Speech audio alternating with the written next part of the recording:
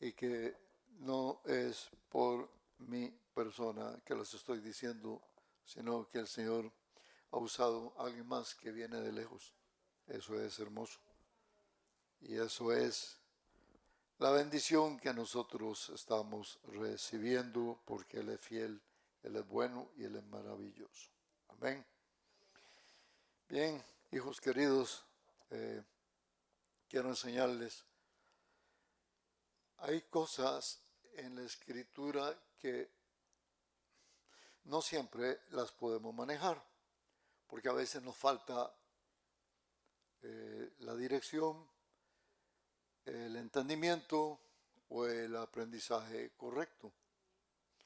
Y bueno, sinceramente en ese punto no es tanto culpa de nosotros, más nos conviene que nosotros siempre estemos familiarizados con la escritura y que obedezcamos a su Santo Espíritu.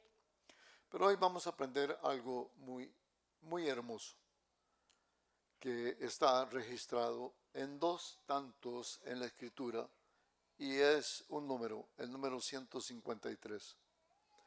Y usted como es cristiano no juega lotería y no va a ir a jugar el 153.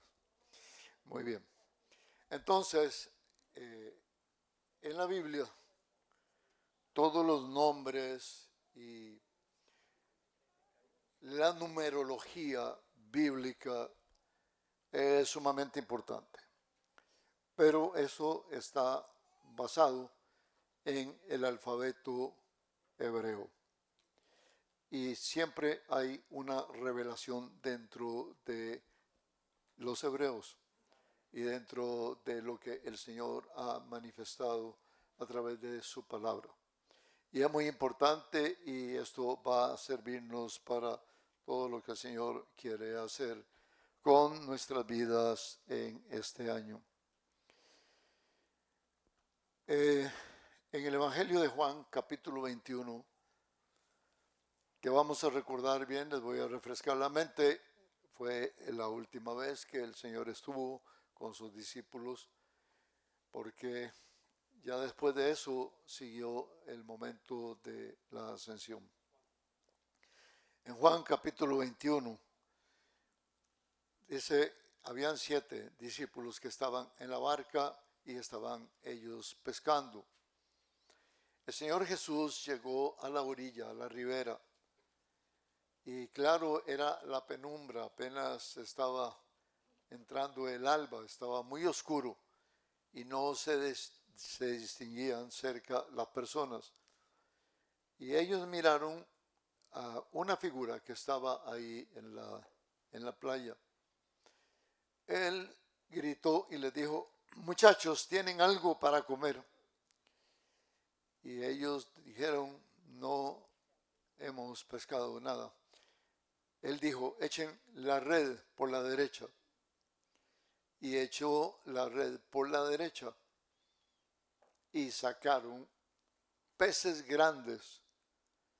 Y los trajeron a la playa. Cuando ellos venían, más o menos a unos 200 codos, dice la escritura, que son como 150 metros, Juan inmediatamente gritó y dijo, es el Señor.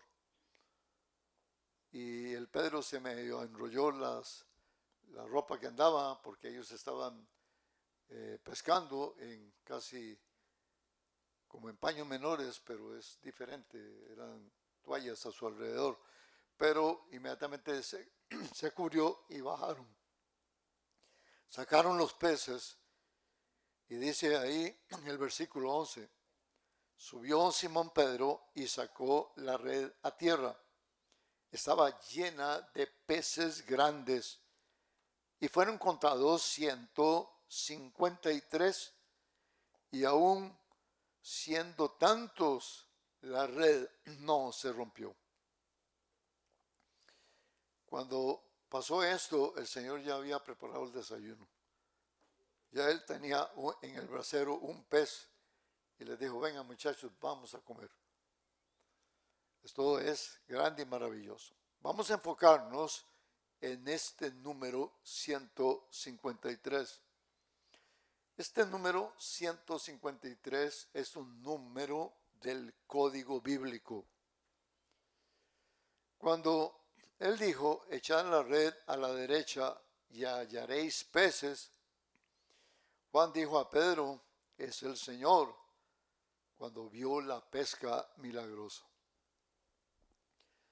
Este número 153 lo vamos a encontrar también en el Antiguo Pacto, en la Tanaj, y fundamentalmente en el libro del Éxodo, en el capítulo 31.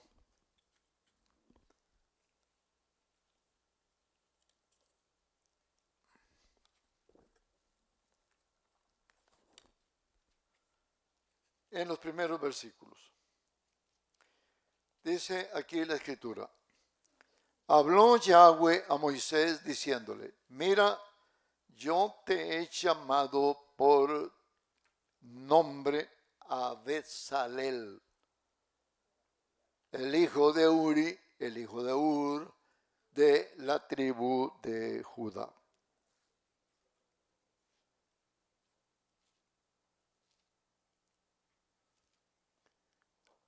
Las letras en hebreo están allá arriba.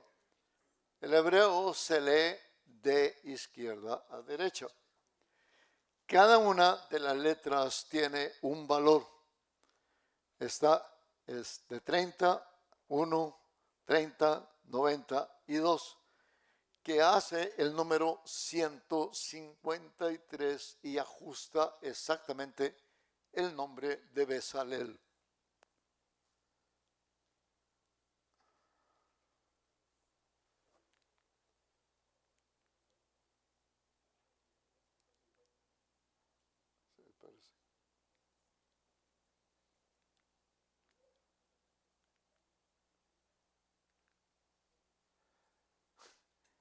Necesito pasarlo al otro. Ok, aquí está más claro.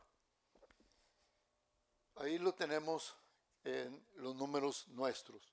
153 equivale número 2, número 90, número 30, más número 1, más número 30, forma el número 153.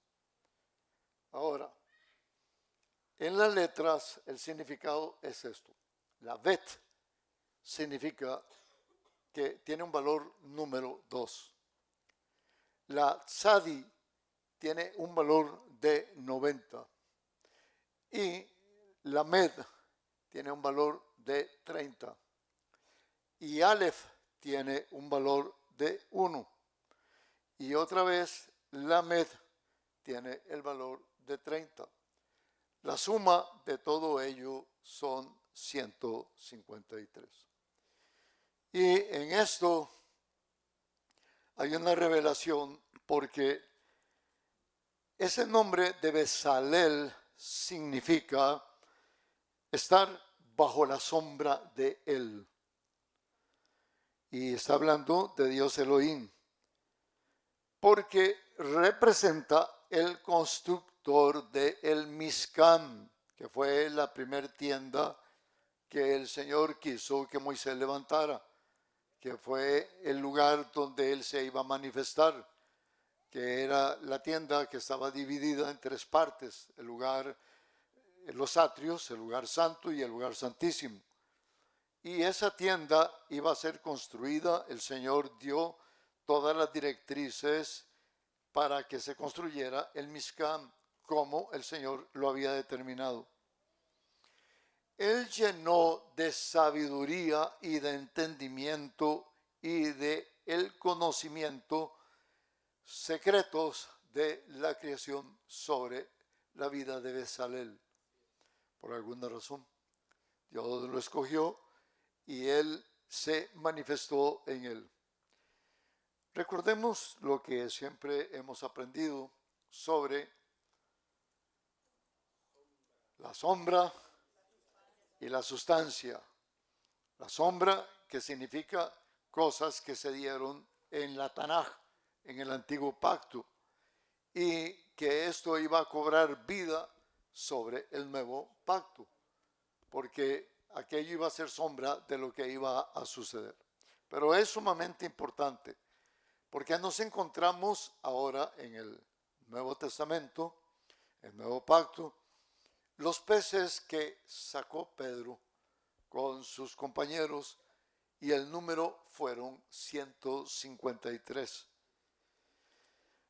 Y cuando Yeshua les dijo, echen la red, tiren la red a la mano derecha, y esto significa que cuando nosotros hacemos las cosas bajo la sombra del Omnipotente, vamos a ver resultados impresionantes. Y vamos a ver lo que el Señor tenía dispuesto. Esta misma cifra, que es la cifra que está en el código del nombre Besalel, esto conlleva un código de una dimensión en el propósito del Señor. Vamos a ver. Cuando Yeshua muere en la cruz del Calvario, lo bajan de la cruz y es sepultado, y que duró 3 días ahí en la sepultura. Luego, en el tercer día, Él se levanta de los muertos. Y conocemos todos los versículos y los capítulos que hablan acerca de la resurrección del Mashiach. Bueno, uno de aquellos dijo, ay, ahora todo ha comenzado. Porque así sucedió. Se pensó, como el Satanás también pensó, de que habiendo ya deshecho, se deshicieron del Mashiach, lo metieron en la sepultura y que ya quedaba todo eso enterrado. Pero cuando Yeshua salió de entre los muertos, comenzó todo. Y alguien dijo, ahora todo ha comenzado y así va a ser. Luego nosotros tenemos el recuento en el Evangelio sobre las 3 veces que Yeshua se les presentó a ellos durante los 40 días. Los discípulos, cuando se enterró, se sepultó al Mashiach, ellos estaban cansados por todos los acontecimientos que habían sucedido, estaban frustrados, se estaban preguntando si el reino sería levantado ya o ya eso se acabó, si el reino vendría ahora en el amanecer. El maestro Yeshua les muestra que la visión continuaba y que ahora iba a ser mucho más profunda. En esta pesca milagrosa que sacaron los 153, justo cuando ellos los contaron, dio ese número. Y este número vino después de que el Mashiach mostró su victoria. Él estaba victorioso, glorioso, porque cuando ellos lo vieron a él estaba vestido de gloria, porque era imposible de que levantándose de la tumba no se vieran los verdugones y todos los golpes que él recibió. El cuerpo de él era un cuerpo glorificado. Solamente prevalecieron las señales de las manos y de los pies y de su costado, que fue lo que se usó para que aquel discípulo que no estaba, Tomás, pudiera entender y pudiera creer. Ahora esto tiene un significado, porque esto significa que Dios mismo, el Dios que quiere vivir y habitar en su pueblo, que fue lo que él hizo cuando hizo formar el Mizcam. El propósito era que el pueblo de Israel entendiera que la chequina de gloria, cuando descendía y se posaba ahí, ellos entendían que Yahweh estaba ahí presente. Y recordemos que la disposición eran en los 4 costados, fuera del tabernáculo, donde estaban ubicadas las tribus de Israel. Y esto es muy importante porque fue el deseo del Señor de decir, yo estaré en medio de ustedes. Aunque ellos habían rechazado escuchar la voz de Él porque quedaron espantados cuando sonó la trompeta del Sinaí. Y ellos dijeron que Moisés hable contigo y después él venga y nos diga a nosotros lo que vamos a hacer y vamos a cumplirlo todo. Aún así, el Señor habla cuando usted lee Éxodo 19, que mi preciable tesoro eres tú, Israel. Lo he separado para que fueran gente santa y gente que estuvieran delante de mí. Como el pueblo se negó por el espanto que escucharon con la voz, entonces escogió la tribu de Leví y fue lo que se llamó la tribu sacerdotal, en donde los levitas y los sacerdotes servían todo el tiempo en el santuario y ellos no podían ni ir a la guerra, ni hacer negocios, ni canjear tierras, absolutamente nada. Las 11 tribus estaban obligadas a mantener esa tribu y traer todo lo que ellos necesitaban. Cuando la gente hace tanto alboroto con el asunto de los diezmos es porque no tienen entendimiento escritural. Porque fíjese que ahí no era cuestión de que vamos a levantar el diezmo, es una ofrendita que vamos a levantar aquí para ayudar a la obra del Señor. No, así no fue. Esto era para sostener a los sacerdotes y a los levitas todo el tiempo que estuviera en pie Israel. Esa fue la ordenanza del Señor. No ha cambiado para los necios, hablando del Nuevo Testamento, no ha cambiado, porque se sigue sosteniendo a los ministros, a los que imparten en la obra. No está bien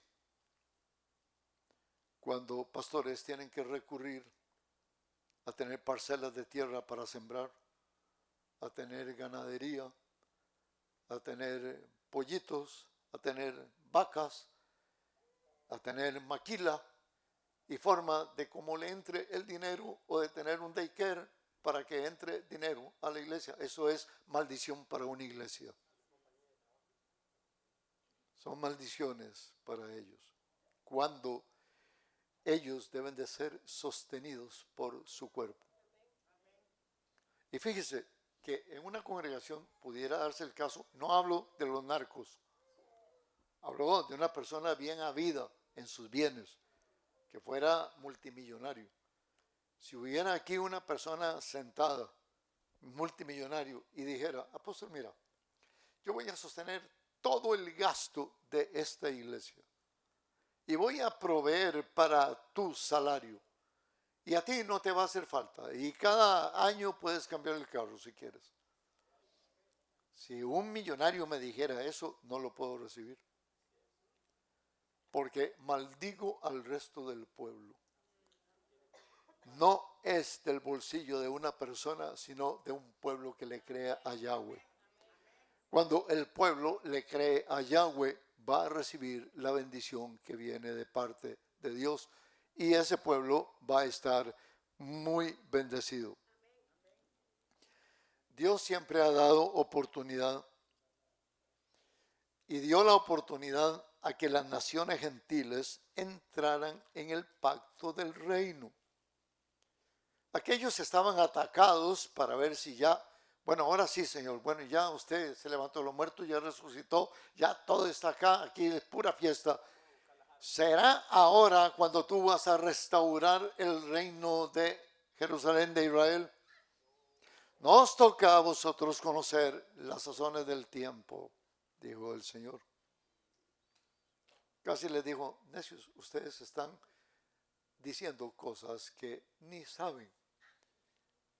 Ellos pensaban de que, bueno, ahora Él se fue y al rato va a venir ya por nosotros. No, todo comenzaba. Todavía llevamos 21 siglos de esa historia. Y fue el tiempo que Él permitió para que usted y yo y todos los gentiles pudiéramos entrar al nuevo pacto y ser parte de su pueblo. Eso nunca podría haberlo captado ni el apóstol Pedro, ni ninguno de los apóstoles, ni ningún judío, porque fueron todos ellos, los discípulos del Señor, judíos, y no hubo ni un gentil. Recordemos que los gentiles entran por vez primera cuando Pedro abrió la puerta para Cornelio en su casa. Y primer vez que ellos recibieron la impartición del Evangelio. Y luego el apóstol Pablo, siendo un erudito judío, fue designado para ser apóstol de los gentiles. Y el Pedro, que no era muy letrado, seguiría siendo para Israel.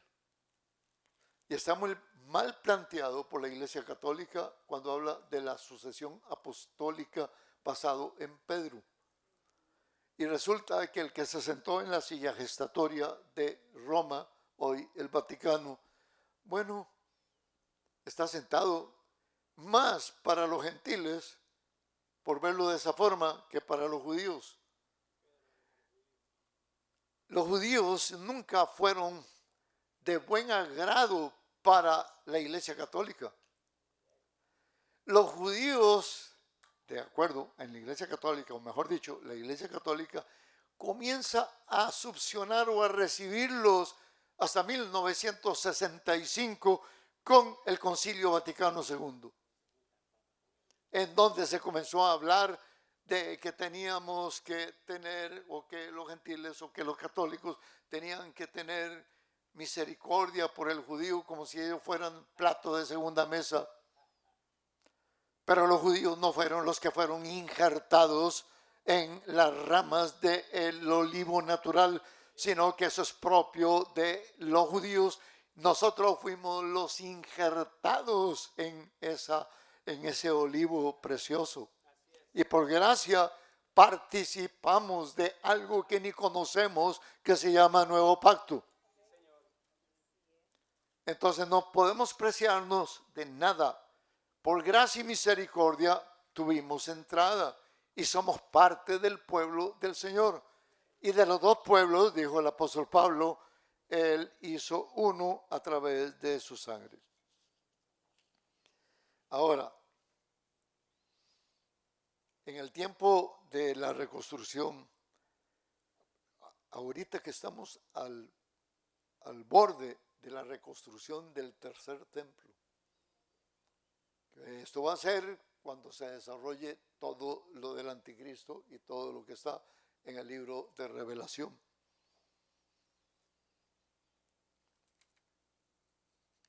¿A qué hora fue que Yeshua se presentó para ver si tenían algo de comer?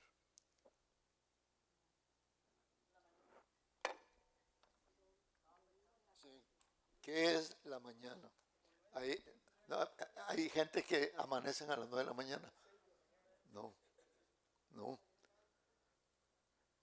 Estamos todavía esclareciendo, estamos apenas saliendo la aurora. Se estaba terminando la noche y comenzaba el día. Y esto tiene un gran significado, porque la aurora del cristianismo, apenas se iniciaba ahí. Ahora Yeshua se iba, porque seguido de lo que pasó ahí en esa playa, Él se fue y vino su gloriosa ascensión. Y bueno, y algo importante que yo impartí el 31 de diciembre para los que no estuvieron. Yeshua, impartió una bendición siguiendo los 4 últimos versículos del Evangelio de Lucas 24. Y Él le extendió las manos. Él no los bendijo así al sistema católico romano. Él no soltó solo una palabra para bendecirlo. Él estiró sus 2 manos, los bendijo y se fue yendo y dejó la bendición a medio palo. Si yo hiciera esto en la congregación, Él les dijo, Bueno, mis hijos, estuvo muy bueno el culto de hoy. El Señor los bendiga y los guarde y ahí nos veremos luego.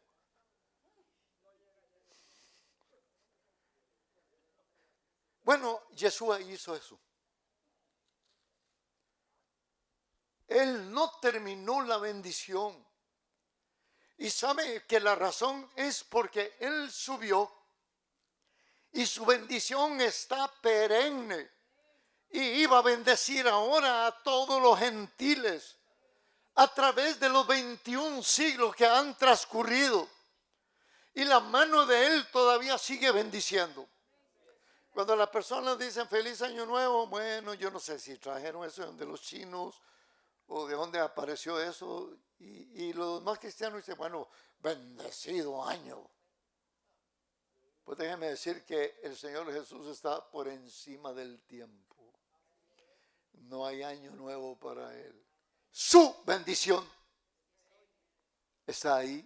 Todavía no se agotó ni cerró el capítulo. Porque alcanzaría para todos nosotros. Pero otra vez, vamos a ver. Se estaba despintando ya la noche y estaba aclareciendo el día. Y justamente en el momento que ellos sacaron los 153 pesos, dije que el número 153 en el antiguo pacto obedeció a un nombre. Y ese nombre fue el nombre de Bezalel. ¿Y qué fue lo que hizo el bendito Bezalel? Fue el constructor del mobiliario del templo, del primer templo, del Mishkan. Sí, bien. Pero fundamentalmente él fue el que nombraron de Ur y de, ¿cómo se llama?, de la tribu de Judá. Es algo muy significativo. Ahora fíjate, eso sucedió allá. Ahora aquí, cuando pasa esto y sucede este milagro de los 153 pesos, Jesús está a la orilla. Comienza a abrirse el día. Y esto significa, porque todavía no estaba nominada, por decir así, la eclesía del Mashiach, la iglesia, pero no estaba fundamentada. Bueno, fundamentada en su palabra, pero no habían comenzado a hacer nada. Porque él dijo que, bueno, no dijo nada, lo bendijo y se desapareció. Solamente los dos ángeles que se presentaron dijeron, así como ustedes lo vieron irse, así vendrá un día. Entre tanto, hagan caso a lo que él dijo. ¿Y qué fue lo que él dijo? Que no se fueran de Jerusalén, que esperaran, no les dijo cuánto tiempo, que esperaran a que viniera Ruá, el Espíritu de Dios. Ahora muy bien, cuando sucede el acontecimiento de Hechos 2, del segundo Shabbat, y vino el Espíritu Santo en la forma, porque el Espíritu Santo ha estado desde la creación. Pero en la forma como Él se presenta, como lo relata el libro de Hechos capítulo 2, bueno, ahí mismo viene el impacto de no solamente los 12, 120 que estaban reunidos en la casa. Y ya ustedes conocen la historia. Comenzaron a hablar en otras lenguas. Pedro trajo un discurso, se convirtieron 3,000 que fueron a ser bautizados y de ahí sigue y sigue y sigue. Cuando Yeshua está en la playa y Pedro cuenta los 153 peces, inicia la construcción de su iglesia. Inicia el levantar y el seguimiento de lo que sería la iglesia a través de los siglos.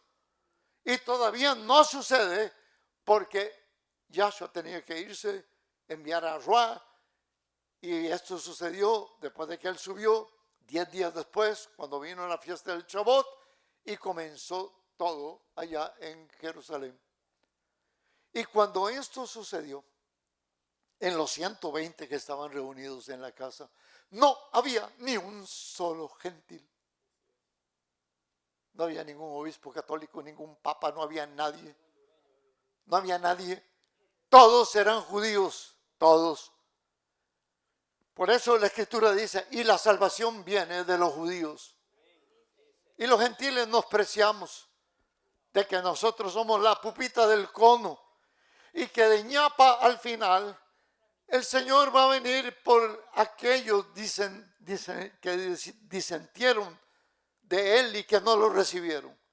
Y que se va a apiadar de Jerusalén. No, se va a apiadar de ti y de mí y de todo lo lengua larga de acá, de los gentiles. Se va a apiadar de nosotros. Porque nosotros somos las ramas injertadas en el olivo. De los dos pueblos Él hizo uno solo a través de su sangre bendita.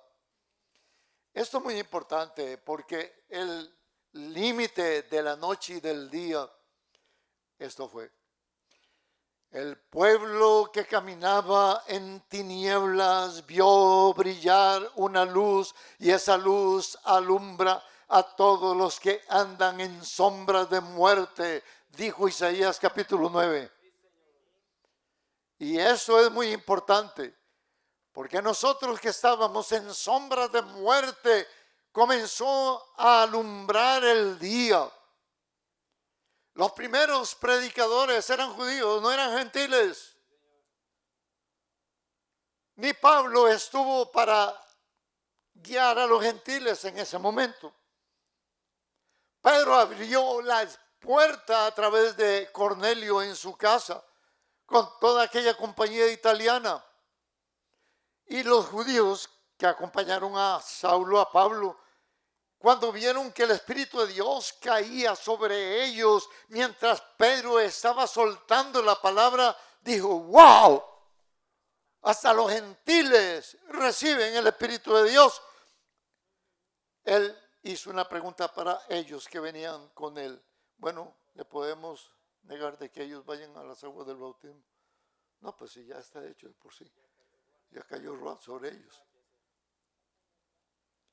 Y todavía en el capítulo 11 del libro de los Hechos llaman a contar al apóstol Pedro, Pedro, ¿dónde rayos te fuiste a meter en la casa de estos impíos incircuncisos? Toda esta gente que nunca ha estado ni en los pactos ni en la ley. ¿Cómo es posible que tú hicieras esto? Cuando se lee todo el capítulo 11, se te crispan los pelitos que tengas de ver cómo el Señor provechó para nosotros y cómo nos dio gracia. El número 153 en el antiguo pacto señaló a Bezalel, el constructor del Mizcán del primer templo, porque el que mora bajo la sombra del Omnipotente hará cosas grandes y maravillosas. Cuando aquellos vieron la pesca y sacaron los 153 peces, comenzaron a ver el umbral de lo que iba a hacer, cómo se iba a levantar la iglesia, cómo la iglesia iba a crecer, porque ella iba a obedecer, y el que mora a la sombra del Altísimo verá las cosas grandes y maravillosas de Él. Y eso fue grande y fue impresionante para todos los que estaban ahí. La tierra entera sería sacudida cuando entrara en acción el código 153.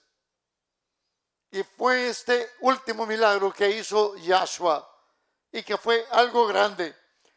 La red no se rompió, así como recordamos que Bezalel trabajó bajo la sombra del Altísimo, bajo la sombra de Dios. No es oscuridad, sino que significa cobertura y protección. Y esta es la sombra del calor del juicio que no destruye y donde la visión continúa sin interferir las tinieblas. Las tinieblas han querido tapar la boca pero mientras el Espíritu de Dios siga todavía en medio de ella, ella obedecerá la voz de Él y las almas seguirán entrando y entrando y entrando y la red no se va a romper porque así lo dijo Él. Hay un código 153 que habla de estar bajo la sombra del Altísimo. No cuando vemos toda esa manga, ni no me atrevo a decir de pastores, de gente que ministra así la palabra a su antojo y que hablan de cosas y que tienen al pueblo, como dijo el Karl Marx, con opio. Los tienen adormecidos, están endrogados con las fantásticas predicaciones de la superfe, de ver crecer todas las cosas materiales, ajenos y ausentes de la palabra del Señor. Cuando lo más grande que tiene a su haber la iglesia es que nos movamos porque estamos bajo la sombra de Él. Es una de las razones por qué vamos a tener este ayuno y por qué vamos a estar el sábado. Porque todavía queremos que el Señor sacuda a la iglesia. En lugar de estar entretenida entre los chismes y la vagabundería, entre las comidas y los disgustos, entre los problemas que a veces tenemos, debemos de preocuparnos, número uno, por ir por las almas perdidas. La red aguanta, no se ha roto. Y segundo, para traerlos a la adoración del Dios eterno y enseñarlos a ellos a adorar. Bueno, ¿y cómo vamos a enseñarlos a ellos a adorar? Si yo tengo una boca sucia, ¿cómo voy a enseñarlos a adorar? Si yo hago lo mismo que hacen los impíos y los incircuncisos, ¿cómo voy yo a enseñarles la palabra de vida si yo mismo no obedezco a la voz del Espíritu de Dios? Por eso es necesario que nos hagan el tune-up y nos limpien y nos cepillen y nos saquen toda la grosura que evita que Ruá se perfile en la vida de su amada. Su amada no puede estar anclada en una silla. Yo hice una invitación y salieron espantados todos los que la oyeron. Y dije, hermano, usted quiere aprender a dar un testimonio, quiere aprender a enseñar, quiere aprender a predicar, quiere aprender a manifestar la gloria de Dios entre los hombres. Comenzaron las respuestas insulsas, inútiles y faltas de sabiduría en la palabra. Ay, yo no voy a ser predicador, ¿para qué? Eso no me sirve de nada. Ay, yo no voy a ser maestro de la Biblia. Sí, por eso, porque estás sentado en una iglesia sin hacer nada. Eres la higuera, puras hojas y no sale ni siquiera un higo. Y el único que puede mover eso se llama Ruá. Y el Espíritu de Dios se moverá cuando mi corazón, mi vaso esté abierto para que lo llene de unción. Todos podemos hablar de Biblia, sí, podemos decir Dios te ama, sí, hermano, pero está muy trillado y cansado.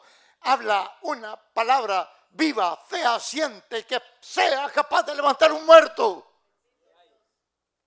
que pueda ver milagros y señales, que el poder de Dios se manifieste en la amada de Él. La noche terminó y el día alumbró y comenzó el desarrollo del 153. ¿Qué significa la iglesia en acción? ¿Qué significa caminar y ser constructora? Sí, ¿entiende eso, hijos? Entendemos que somos constructores. Ajá. Y si los constructores se pasan solo comiendo y no hacen por dónde trabajar para construir. Y no hablo de comida, sino comiendo prójimo. Y si la iglesia está sentada ahí como un frasco de balines sin hacer nada, solo viene a los cultos a decir templo santo de Yahweh, templo santo de Yahweh, pero no hacemos nada por la gloria de Él. Cuidado, somos puras hojas en la higuera. Y si no encuentra el dueño de la viña ni siquiera un higuito, alguien van a podar. Y a los que poden van a ir al fuego y arderán para siempre. Pero la noche desapareció y la luz del día se perfiló y comenzó el devenir y el caminar de la iglesia del Señor. Los nuevos constructores de la iglesia del Señor. No estoy hablando de edificios. Tertuliano, usted recuerda la clase pasada, Tertuliano fue el primero que habló de iglesia como de edificio. Pero no estoy hablando de eso. La eclesía del Señor, la iglesia del Señor, son los que han creído en Él, los que están llenos del Espíritu de Él y los que pueden construir. Usted y yo fuimos llamados para construir. Ay, a mí no me llamaron para ser predicador, ni para ni enseñar a nadie. Sí, hermano, nos llamaron para ser constructores de la obra de Él. No para ser espectadores, para ver cómo juega el Satanás en el césped.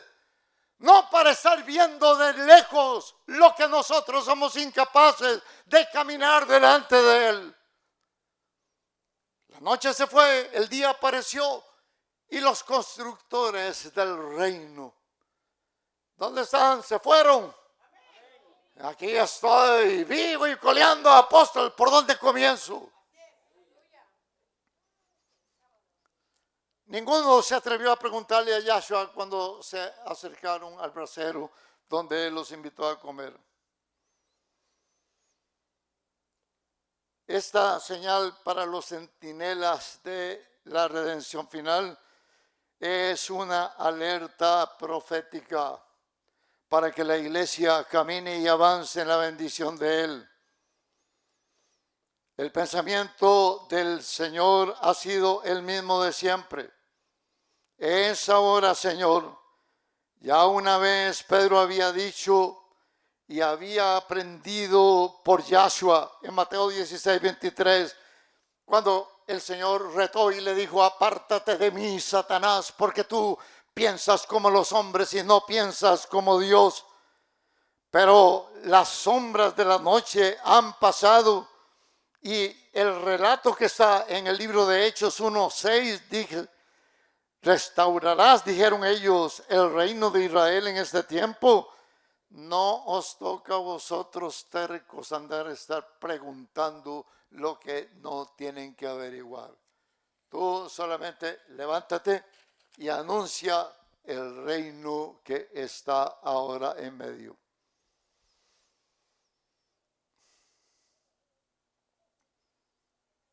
Hemos de decirle a Ruá, al Espíritu de Dios: este año quiero ser usado por ti. No voy a vivir de las cosas del pasado ni los imposibles. Cuando una mamá vio crecer a un muchachito y lo enseñó y lo encaminó y le dijo, y él siempre hizo lo contrario. Ahora ya se hizo grande y de pronto el muchachito le dice: mamá, ahora voy a hacer tal cosa. Y la mamá dice: ¿será? ¿De dónde le salió de esto a este?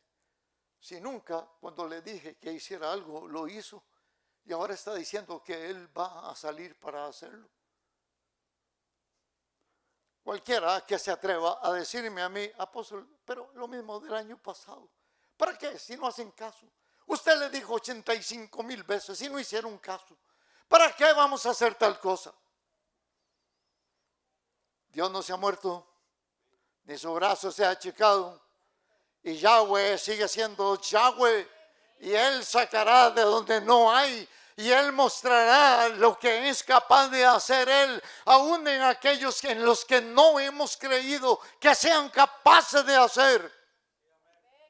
No puede decir: no, yo no quiero aprender. No, yo no quiero. No es que no quieren. Es que la flojera es por tener que venir. Y la flojera es por tener que hacer una tarea. Y la flojera es porque lo traigan al micrófono a impartir lo que aprendió. Pero no hay tal culebra de pelos, hijos. Pero no nos neguemos al Espíritu de Dios, que Él está a punto de hacer cosas grandes y maravillosas. ¿Entendió, Daniel? Porque usted no sabe Usted no sabe ni lo que va a pasar. Usted no sabe si va a regresar a Venezuela a predicar y a que se convierta una balsa de gente que usted ni sabe. Y todos los que estamos aquí sentados de igual manera. Usted y yo nunca sabemos los planes del Espíritu de Dios. Mis pensamientos no son los vuestros, ni mis caminos son los vuestros. Pónganse en pie.